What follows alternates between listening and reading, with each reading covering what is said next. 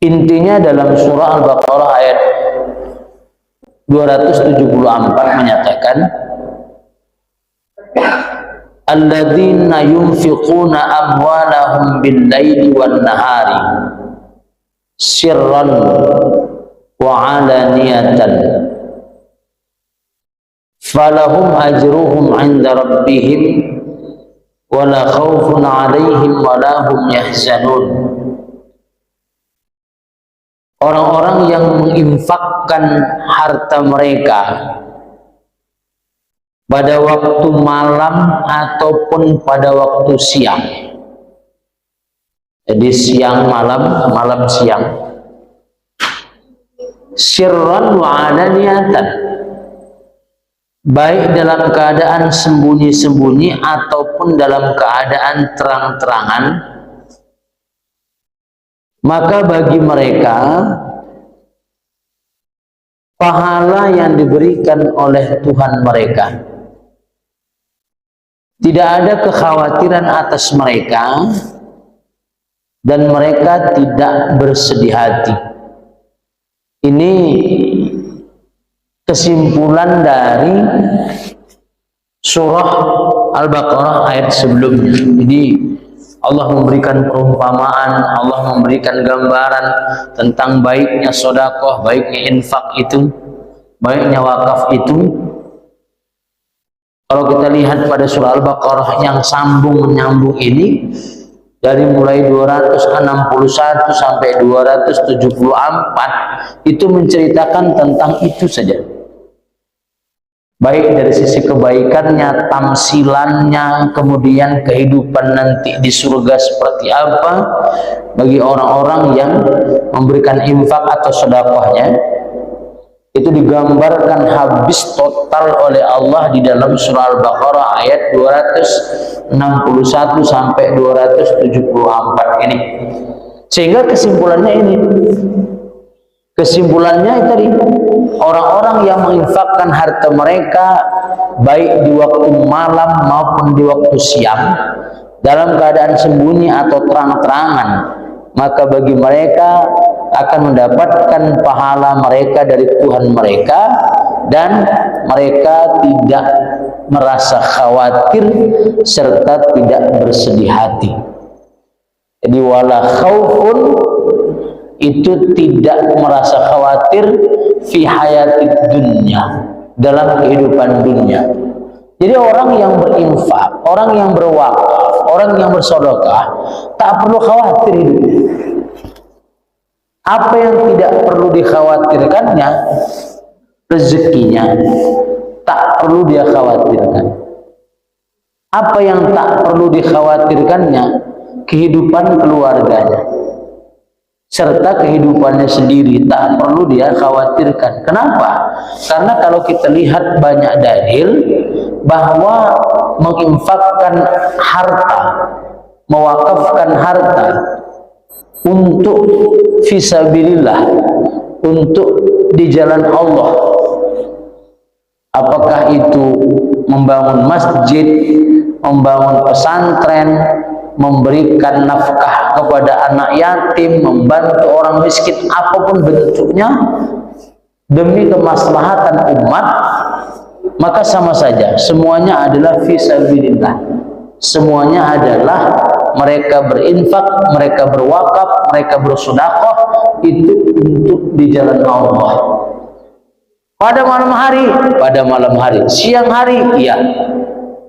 Dalam keadaan rahasia, ya. Dalam keadaan sembunyi-sembunyi, ya. Terserah. Yang penting niatnya karena Allah.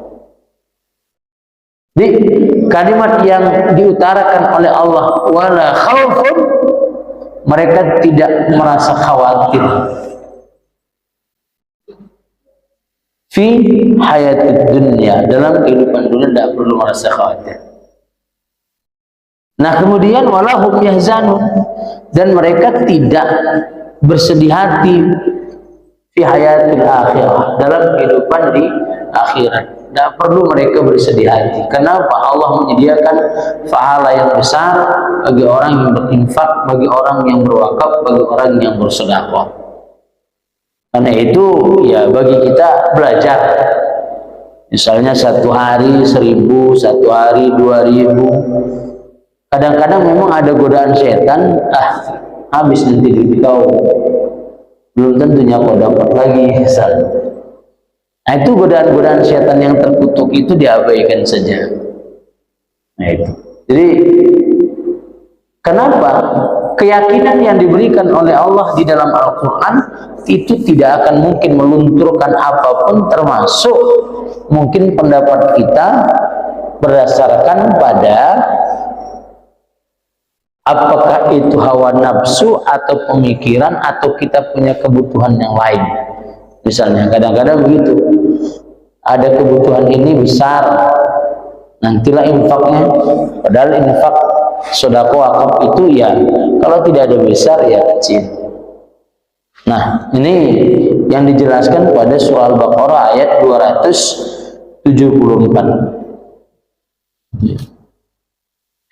Setelah menjelaskan surah Al-Baqarah tentang infak atau tentang wakaf, tentang sedekah ini, barulah kemudian Allah Subhanahu wa taala menjelaskan muamalah yang lain. Alladzina ya'kuluna riba la yaqumuna illa kama yaqumul ladzi yatakhabbathu asyaitanu minal mas. Orang-orang yang memakan riba, ya'khudunahu, mereka mengambil riba. Apa riba itu? Wa huwa ziyadatu fil muamalati bin nuqudi wal mat'umati fil qadri aw li ajlin. Riba itu disebutkan adalah tambahan pada muamalah hutang. Jadi muamalah hutang ada tambahan, baik tambahannya itu berupa uang atau berupa makanan pada kadar tertentu, atau disebabkan karena perjanjian tertentu. Mereka yang melakukan transaksi riba, mereka tidak akan bisa berdiri kecuali sebagaimana orang yang berdirinya kemasukan setan karena tekanan penyakit gila. Ini hinaan yang luar biasa dari Allah Subhanahu wa taala. Ada yang menyebutkan layakumuna, tidak dapat berdiri, min kuburihim, mereka tidak mampu untuk berdiri nanti di alam kubur mereka, tidak mampu mereka berdiri. Ada juga yang menyebutkan layakumuna, tidak mampu berdiri, bahwa ekonomi mereka tidak bisa mandiri, seolah-olah megah tapi sebenarnya tidak. Dia akan melakukan berbagai upaya untuk mencari rezeki dari jalan yang haram, dan hal-hal yang terkait dengan harta yang halal itu mungkin tinggal 30% saja dalam pikirannya. Pokoknya kalau tidak bisa seperti ini ya mau gimana lagi, begitu ya. Ini penjelasan-penjelasan di dalam Al-Quran yang menyebutkan mereka tidak mampu untuk berdiri kecuali sebagaimana orang yang berdirinya kemasukan setan, terkena tekanan penyakit gila. Jadi bentuk kemasukan setannya itu ya kita pahamlah. Dia berbicara, meromet, kadang-kadang memaki, ya kadang-kadang dia melakukan sesuatu tanpa terkendali.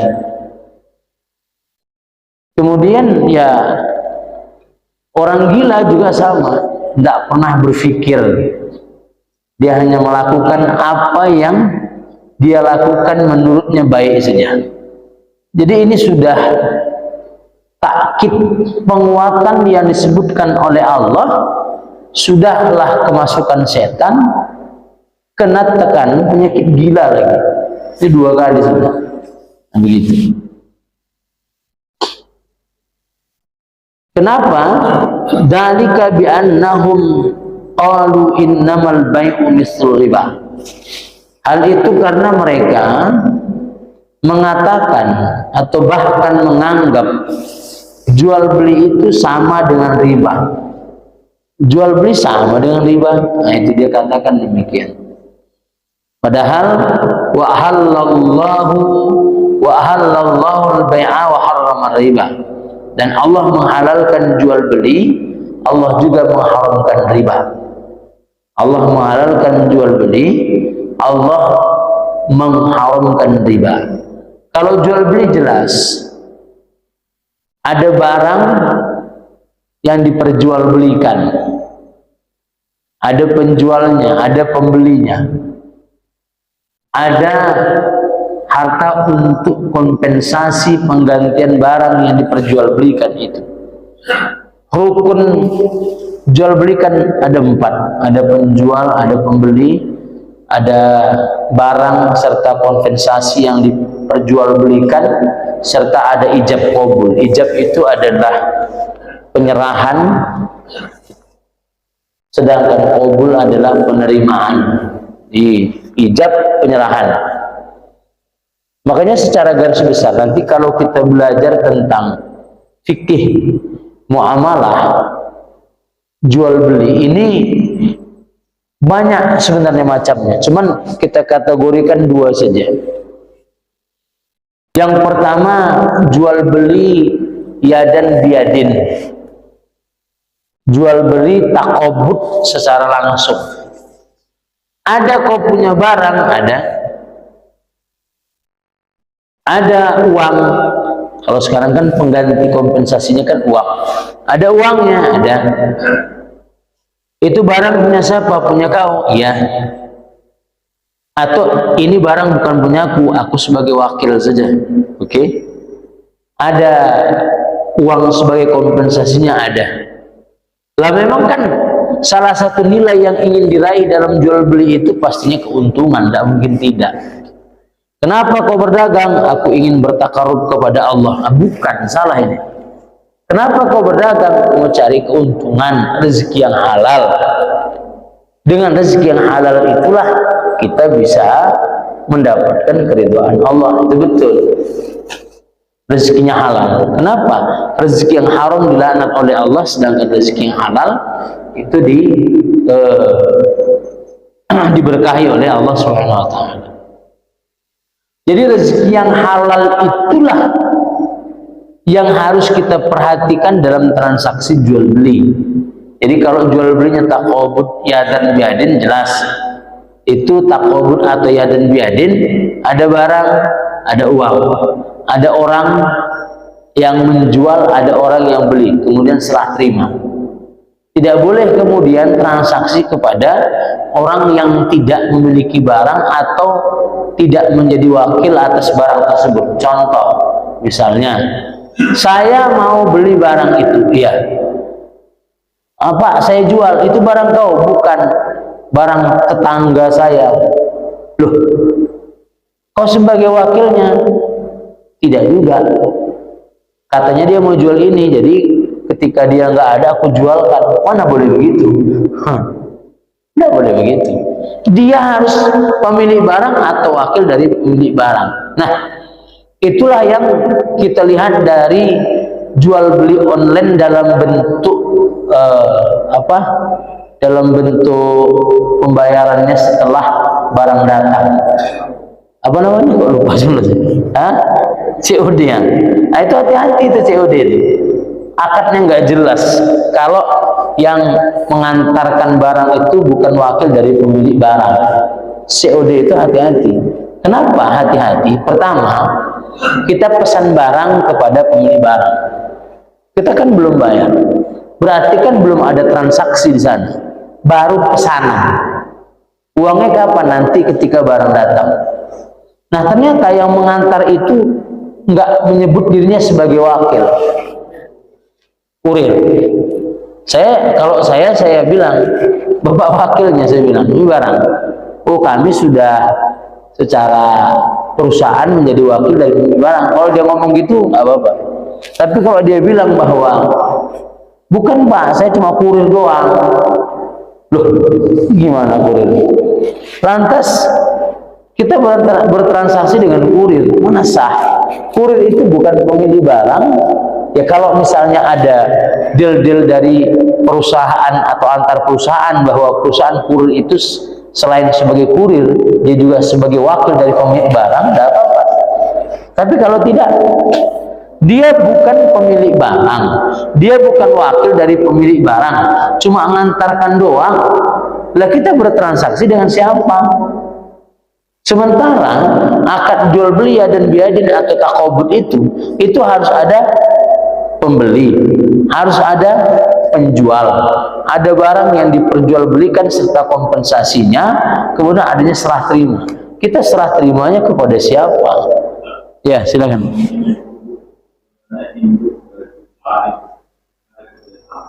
Ya.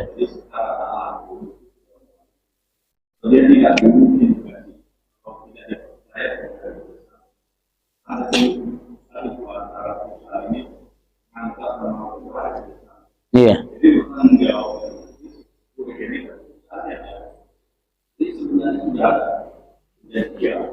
Tidak semua, Pak. Karena saya langsung tanya ke perusahaan. Ya.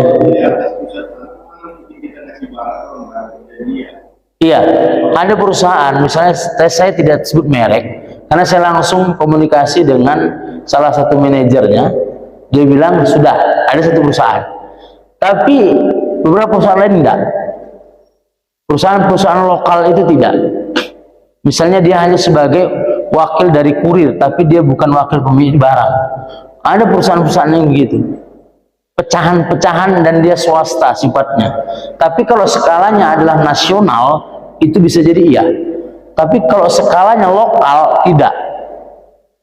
Hanya penyampai dari kurir tertentu. Jadi akadnya bukan sebagai wakil untuk menerima barang dalam artian transaksi, bukan. Cuma mengantarkan doang, dia dapat fee aja. Ada yang begitu modelnya. Ya, tuh sama tuh. Nah, jadi maaf misalnya, apakah GoFood dan lain sebagainya, itu lebih gawat lagi saya pikir. Dia sebagai wakil dari siapa dia sebenarnya? Wakil dari pemilik barang atau wakil dari orang yang ingin membeli barang? Lebih kacau lagi saya pikir. Ini wakil siapa sih sebenarnya dia? Salah satu bahwa kita minta belikan sama dia, ya kan? Dia sebagai wakil kita. Tetapi kemudian dari pemilik makanan, kemudian dia menjadi wakil dari pemilik makanan, akadnya kacau juga. Wakil siapa sih sebenarnya orang ini? Wakil saya sebagai yang membelikan barang atau wakil dari pemilik makanan dia? Jadi ini dia mendua dia. Atau wakil dari perusahaan GoFood sendiri, bukan mendua aja, mentiga dia. Karena kan ada pembeli, ada perusahaan GoFood sendiri misalnya, kurir lah ya, kurir, baru kemudian pemilik barang. Ini kan begini nih. Nah, kurirnya di sini, posisinya kurir ini sebagai pengantar barang perusahaan dari GoFood. Nah, perusahaan yang kurir ini katakanlah bekerja sama dengan si yang punya makanan. Kita sebagai pembeli barang itu kita bertransaksi dengan siapa? Kita pesan misalnya, ya. Nah, kalau gitu itu boleh, namanya jual beli salam. Kalau jual beli salam berbeda dengan yadan biadin. Kalau jual beli salam, akadnya itu lebih sahih, walaupun memang hati-hati kita, apalagi kalau kita transaksinya itu misalnya di media massa, bukan oleh perusahaan online ya. Karena ya banyak orang lah, termasuk saya juga sudah 2 kali kena itu. Saya antar uangnya, barangnya berbeda. Barang beda, bukan barang yang kita inginkan. Tapi secara akad itu namanya jual beli salam. Jual beli salam itu jual beli pesanan. Namanya jual beli pesanan itu yang uang duluan. Itu lebih syar'i daripada COD sebenarnya, yang memang lebih hati-hati. Apalagi ketika COD, barang itu datang, kita nggak boleh buka, nggak boleh buka. Lah ini saya mau beli kucing dalam karung apa? Nggak boleh buka kan gitu kan? Harusnya yadan biadin itu buka duluan. Makanya secara akad lebih soheh dia dengan menggunakan jual beli salam, jual beli pesanan. Yang namanya jual beli pesanan dalam Islam itu memang uang duluan. Di zaman Rasulullah SAW bahkan ada orang yang memesan suatu barang, itu uangnya sudah dia kasihkan sebulan sebelumnya. Ini uangnya itu langsung transfernya kepada siapa? Ya kepada orang yang menjadi pemilik barang atau wakil dari pemilik barang. Itu lebih sahih, lebih absah gitu ya, daripada COD dengan kategori yang kita masih bingung. Saya harus periksa dulu. Jadi pernah ya ada begitu kan, kebetulan orang rumah saya beli suatu barang, kemudian orangnya nggak bisa ditelepon, di WA nggak diangkat juga kan, sementara kita nggak boleh buka barang itu. Jadi gimana, pulangkan aja, saya bilang, cancel, saya bilang. Akhirnya di cancel. Nah itulah yang terjadi. Jadi kita buka barang tidak boleh. Seharusnya kalau jual beli yadan biadin atau takobut, itu kita harus tahu barangnya apa. Berbeda dengan pesanan, kalau seandainya nipu, dia melakukan tipuan. Tetapi kita sudah memberikan indikasi seperti apa barang yang kita inginkan, yaitu jual belinya adalah salam namanya. Jadi kalau misalnya apakah itu termasuk GoFood atau apa, kalau misalnya dia tidak COD, itu lebih bagus langsung. Cuman hati-hati kalau di media massa, itu saja. Nah, jadi itu perbedaan antara jual beli salam dengan jual beli COD itu tadi. Nah, kalau COD kan tadi ya, tapi pernah juga kejadian kok COD tidak boleh buka barang, terakhir ya orangnya pergi, barangnya juga beda dengan apa yang diharapkan. Pernah terjadi begitu. Ini juga pernah terjadi. Kenapa? Kita nggak boleh buka barang. Nah, kita mau komplain, misalnya, ya saya pernah komplain dengan salah satu media massa, itu juga nggak ditanggapi. Katanya nanti juga nggak ditanggapi juga. Gitu. Untung aja barang itu memang tidak terlalu mahal gitu ya. Nah itu terjadi. Nah, jadi jual beli itu begitu. Jadi jual beli itu memang ingin mencari keuntungan, sama dengan muamalah yang lain seperti pertanian atau menggunakan jasa dan sebagainya.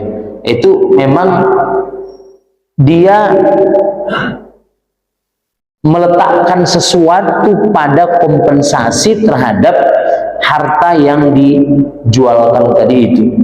Kalau pernikahan kan tidak. Kalau pernikahan kan ada calon suami, ada calon istri, ada dua orang saksi, ada wali dari pihak istri, ada ijab qabul. Kalau mahar itu bukan rukun, tapi wajib namanya. Tidak masuk. Karena apa? Kalau mahar pembelakangan atau mahar itu utang itu boleh. Aku nikahkan anak kandungku fulanah kepadamu, maharnya 200.000 utang misalnya.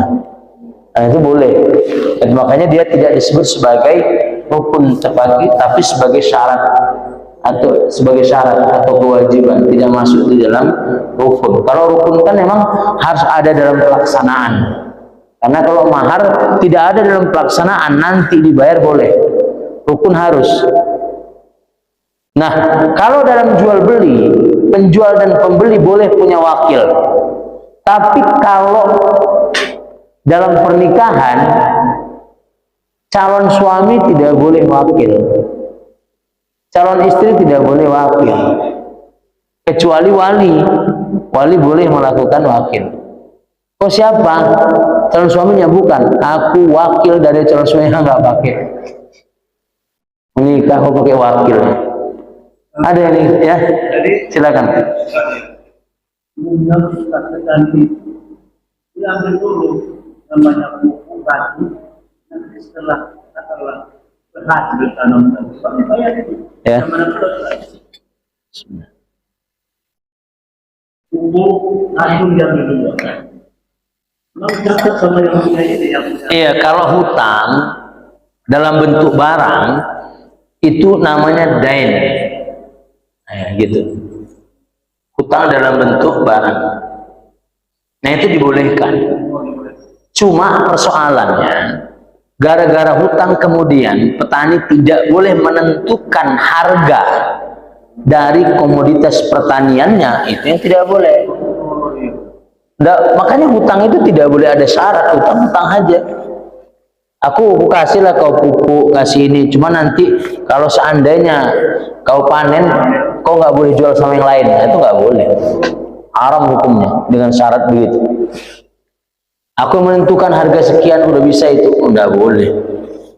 Ya hutang aja, gitu. Dikasih hutang, ya wajib bayar hutang kan gitu. Itu bentuknya adalah hutang barang.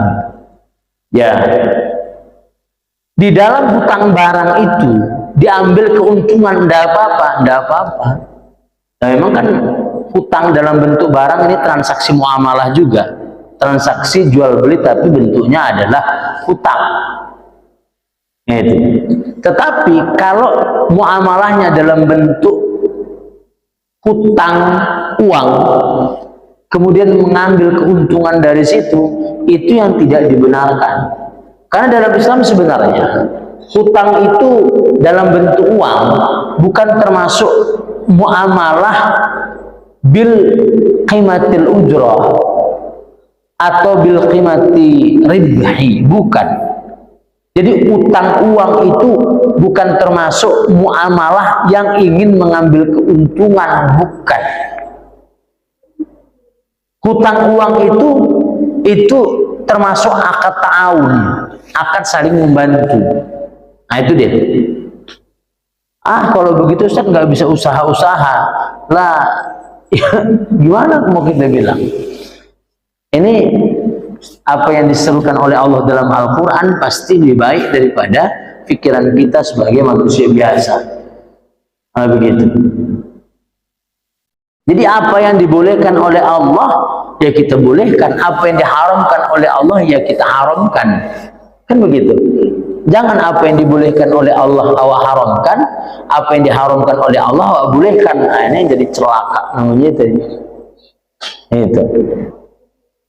Sehingga apa yang disebutkan oleh Allah dengan takkid, seperti orang yang kena tekanan penyakit gila, kemasukan setan karena tekanan penyakit gila, ini luar biasa kecamannya kepada orang-orang yang melakukan itu. Nah, kemudian Allah melanjutkan dalam ayatnya, faman ja'ahu, barang siapa yang telah datang kepadanya mau'izatun, telah datang kepadanya peringatan, nasihat, dia tahu bahwa riba itu haram, mir rabbih, dari Tuhannya, fantaha, kemudian dia berhenti dari melakukan transaksi riba, falahu masaraf, maka baginya apa yang telah ia usahakan itu. Oh, dulu saya tidak tahu, atau dulu saya tahu tapi samar-samar misalnya. Nah, bagi orang yang sudah paham tentang riba itu haram, kemudian dia berhenti, yaitu usaha yang dilakukan sebelumnya mudah-mudahan diampuni oleh Allah, kan gitu. Wa amruhu ilallah, dan urusan itu diserahkan kepada Allah. Wa man ada, namun orang yang sudah tahu riba itu haram, kemudian dia kembali tetap melakukan transaksi riba itu, faulaika ashabun nari hum fiha khalidun, maka mereka termasuk penghuni neraka dan mereka kekal di dalamnya. Luar biasa ini. Mereka termasuk penghuni neraka, hum fiha khalidun, disamakan dengan kafir, ya. Gitu. Kemudian Allah menyatakan, yamhaqullahu riba wa yurbis shadaqat. Allah menggugurkan riba, Allah menghilangkan transaksi riba. Dengan ayat-ayat itu Namun Allah meminta kalian untuk menyuburkan sedekah. Suburkan sedekah. Wallahu la yuhibbu kulla kaffarin athim. Dan Allah tidak menyukai setiap perlakuan untuk melakukan perbuatan yang dilarang oleh Allah atau perbuatan kufur dan perbuatan dosa. Allah tidak menyukai. Nah, jadi kalimat ini juga saya pikir ini sangat luar biasa ya. Di awal sudah dikecam, di belakang dikecam lagi. Itu sudah ashabun nari hum fiha khalidun. Kecaman demi kecaman berkali-kali. Kalau orang sial itu sudahlah dia jatuh, ketimpa tangga, ketumpahan cat, kena teh lincung lagi kata orang itu. Berkali-kali sudah sialnya. Ya, ya begitu. Nah ini kan berkali-kali sudah kecaman oleh Allah terhadap pelaku transaksi riba itu. Lah kalau tidak yakin lagi dengan kecaman ini, ya Allah alam bisawab, kan begitu kan. Sebenarnya di pesantren kita juga begitu ya, sudah bolak-balik ada yang menawarkan itu, tapi kita enggak. Cuman orang bilang nggak mungkin tuh seperti itu enggak bertransaksi dengan riba gitu. Nah ternyata banyak di kalangan ya tanda kutip oknum ya, oknum ustadz atau oknum ulama juga melakukan itu.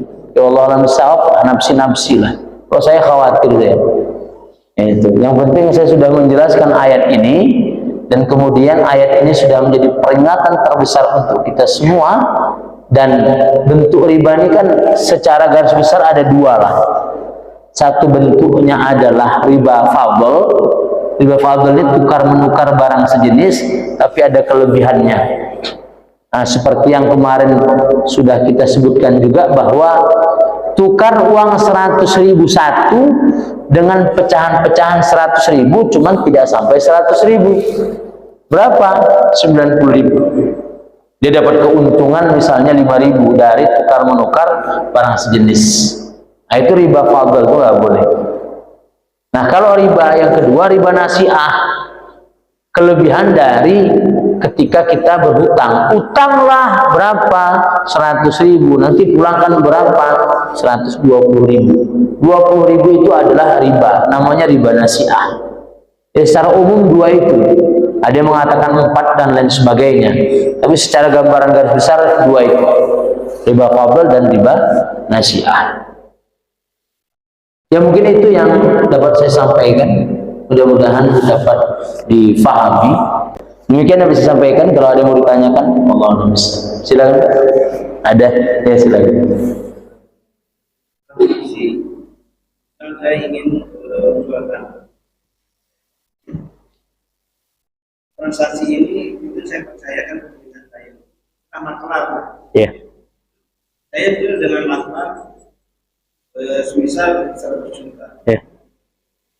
Kemudian oleh makna ini harganya sudah berbeda ketika dengan siku. Hukumnya berbeda. Makelar atau misalnya agen itu akadnya kan bekerja dia.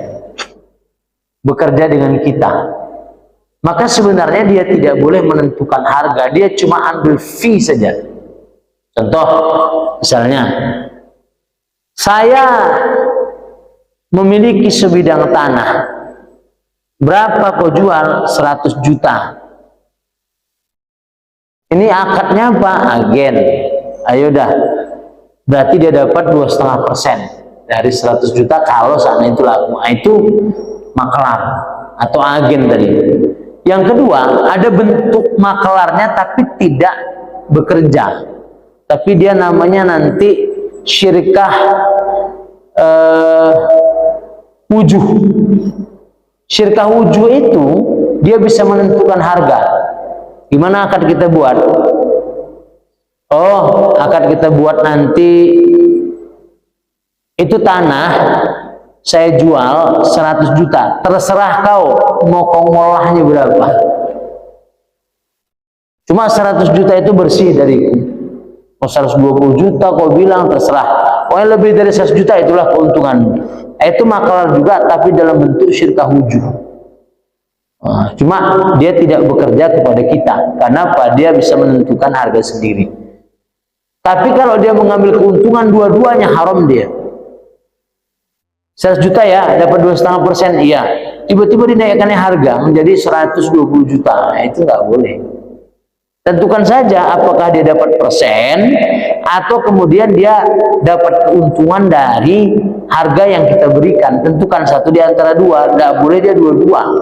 Dapat 2,5% dia juga, dia naikkan harga. Ini akadnya satu transaksi, dua akad, itu nggak boleh. Nah, itu nggak boleh. Cuman hadis Nabi SAW yang melarang tentang satu transaksi dua akad. Itu kan akad yang harus digunakan oleh agen. Ambil satu di antara dua. Pertama, bahwa dia mau bekerja atau dia mau usaha. Tidak boleh kemudian dua-duanya. Nanti ini seperti akad bersyarat di dalam pernikahan. Aku nikahkan anak kandungku kepadamu dan mamamu nikah denganku. Nah, gitulah kira-kira. Ada dua akad di sana. Satu, anak kandungku nikahkan samamu, mamamu nikah sama aku. Kan dua akad itu. Nah, ini juga dua akad. Nah, itu tidak boleh dalam satu transaksi. Apa yang ditransaksikan? Tanah. Gitu. Contoh, kita ingin menjual barang dengan kredit atau dengan cash, pilih saja. Tidak bisa kemudian ya ini kredit, pokoknya nanti tengah jalan cash ya. Oh, nggak boleh. Ya kredit aja, ya cash aja sampai selesai ya kredit. Tidak boleh cash, tidak boleh akadnya kredit. Kamu gimana?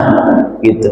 Nah, itu yang disebut dengan akdun bainal akdain, satu akad dalam dua transaksi. Nah, itu tidak boleh. Nah, gitu. Makanya kan, maaf, misalnya perusahaan-perusahaan leasing itu yang bermasalah itu kan akad harus diperbaiki. Itu akad. Kenapa? Akadnya begitu. Aku jual sebuah barang kepadamu, lantas aku beli dengan cara apa? Kredit. Tapi kalau kau nggak bisa bayar, nanti sepeda motor atau mobil atau barang ini kutarik dan uang yang sudah kau bayarkan itu menjadi sewa. Ini tidak boleh. Jual beli sewa namanya. Harusnya tidak begitu. Harusnya kalau misalnya dia tidak bisa bayar, dihitung. Utang kau berapa? Sepeda motor misalnya harganya 20 juta. Sementara kau bisa bayar 10 juta. Berarti utang kau ada 10 juta. Kau tak bisa bayar? Tak bisa. Udah, kereta ini kita jual balik. Ya. Kalau kereta ini ternyata lakunya cuma 10 juta, ya sudah, remis. Artinya hutangnya kan tetap tadi 10 juta. Sepeda motor karena sudah second dijual 10 juta. Hutangnya sama perusahaan 20 juta, udah remis. Kan gitu. Tapi kalau misalnya sepeda motor harganya 12 juta, sementara yang sudah dia bayarkan 10 juta, kan ada kelebihan 2 juta. Jangan diambil oleh perusahaan. Sisanya itu dikasihkan ke orang yang punya sepeda motor tadi itu. Nah, kalau sekarang kan tidak. Makanya akad leasing itu fasad, bermasalah. Kenapa? Karena di sisi itu. Satu transaksi dua akad tadi itu, akdun bainal akdaini tadi itu. Kita suruh baca yang tebal segini, aduh susah. Ternyata di situ ada semua. Bacanya udah muntah kan. Nah, di situ persoalannya, perusahaan-perusahaan leasing itu. Makanya ada kawan yang memang bertransaksi dengan kredit itu, ya mulailah, kata dia. Kalau semuanya belum bisa Ustadz, kata dia, tapi adalah beberapa. Nah, itu termasuk kemarin mobil saya kredit sama dia itu ya begitu. Oh, begini ya. Ya. Ya. Tidak ada pembiayaan. Ya. Ya. Naik juga tapi biasanya sudah diterima. Ya. Ada yang disebut dengan ajru misli namanya. Upah yang sepadan, upah yang biasanya. Contoh misalnya begini. Seorang laki-laki ketika menikahi seorang wanita, dia tidak menyebutkan berapa maharnya. Aku nikahkan anak kandungku fulanah kepadamu, gitu aja. Aku nikahkan anak kandungku fulanah kepadamu, kau terima? Ku terima nikah anak kandungmu fulanah kepadaku. Udah, nggak disebut mahar di situ. Sah nikahnya, sah. Loh, maharnya wajib diberikan, tapi tak disebutkan. Ketika tidak disebutkan, namanya mahar misil, mahar yang sepadan. Apa mahar yang sepadan? Biasanya di kampung itu mahar apa? Oh, seperangkat alat sholat. Nah, itulah dia. Biasanya di kampung itu maharnya apa? 10 mayam. Nah, kasihkan itu 10 mayam. Sama dengan tadi itu, tak disebutkan 2,5%, tapi setiap agen tahu ketika dia melakukan jual beli terhadap satu barang, pasti 2,5% itu dikeluarkan. Dan itu hampir di seluruh makelar atau agen itu begitu. 2,5% itu memang untuk si agen. Itu seluruhnya begitu. Dia tahu lah itu. Tahu sama tahu. Makanya kalau tidak disebutkan, maka 2,5% itu sudah menjadi umum di tengah-tengah para agen bahwa dia pasti dapat 2,5%. Tapi kalau disebutkan, berapa dapat? Berapa sama aku? 5%. 5%. Kalau disebutkan, ini 100 juta, berapa aku dapat? 5%. Berarti 5%. Kalau tak disebutkan, maka kembali kepada ajrul misli, upah yang sepadan tadi. Berapa biasanya? Kalau menjadi agen 2,5%. Biasanya begitu. Ya. Ini ada 100 juta. Ya. Tapi kalau itu ada 200 juta, gimana? Nggak apa-apa. Nggak ada masalah. Kan dia kan nggak dapat upah. Dia ngolah apa namanya itu? Olah harga 2 kali lipat. Paling yang punya tanah pucat mukanya gitu. Emak, untung kau besar ah. Nyesal kali aku jual itu. Apalagi begitulah kan. Tapi nggak ada masalah. Yang penting dia pilih satu di antara dua tadi itu. Mau pilih persen atau mau pilih dia olah sendiri itu harga. Itu aja. Jangan dua-duanya. Nggak boleh. Gitu. Oh, saya milih yang persen aja. 100 juta pokoknya sama saya sekian. Atau yang bilang pokoknya dari sama aku 100 juta, samamu terserah mau kau jual berapa gitu ya. Nah, itu terserah aja. Mau dia akadnya dengan akad samsarah bil qimah dengan nilai tertentu, atau akadnya adalah syirkah wujuh. Jadi kalau syirkah wujuh tadi dia bisa menentukan harga sendiri. Nah, begitu Pak. Wallahu a'lam bishawab. Ada lagi? Silakan Pak. Ya. Itu mengenai dua akad tadi. Saya pernah alami itu. Ya. Saya menjual barang, sebutkan bernama dia dapat potongan. Tapi dia jual lebih dari yang saya tentukan. Yang berdosa siapa? Dia yang berdosa dia. Jual, bukan penjual. Ya, bukan samsarahnya itu yang berdosa. Karena dia menjual lebih dari itu kan tidak tahu kita. Tahu. Dan kita setujui. Di awalnya nggak setujui. Terserah. Oh, yang terserah itu yang jadi persoalan nanti. Pokoknya tentukan aja satu. Nggak boleh kemudian bilang terserah ya, ngambil dua nopang dia. Nah, itu nggak boleh. Ya. Ya. Terserah yang dimaksud itu begini. Misalnya biasanya harga penjualan itu 100 juta ya. Kita barangnya itu ya harganya itu kita turunkan. Pokoknya dariku 80 juta, ini biasanya laku 100 juta. Ya, kau jual lah. Kalau aku 20 juta samamu misalnya. Nah, begitulah. Nah, itu nggak boleh kemudian terserah. Kemudian akadnya fasid, nggak jelas gitu. Majhul itu dalam transaksi jual beli atau dalam transaksi syirkah itu yang tidak jelas. Tidak akadnya itu fasid. Kenapa? Karena tidak diketahui yang mana sebenarnya yang harus dia pilih di antara dua transaksi ini. Nah, di situ Bang. Jadi kedepannya tidak boleh begitu. Tentukan saja dia menjadi syirkah dengan persen yang dia dapatkan, atau dia mau minta sebagai agen atau samsarah dari persen yang dia inginkan, yang dia dapatkan, atau misalnya dia bisa menentukan harga dengan keuntungan yang dia dapatkan. Nah, dua gitu. Nah, kira-kira begitu. Allah ada lagi? Tak ada ya? Iya. Kita tutup dengan doa. Bismillahirrahmanirrahim. Allahumma alimna ma jahilna wa dzakirna wa nasina wa anfa'na bima 'allamtana ya Allah ya arhamar rahimin. Allahumma faqihna fid din. Allahumma faqihna fid din.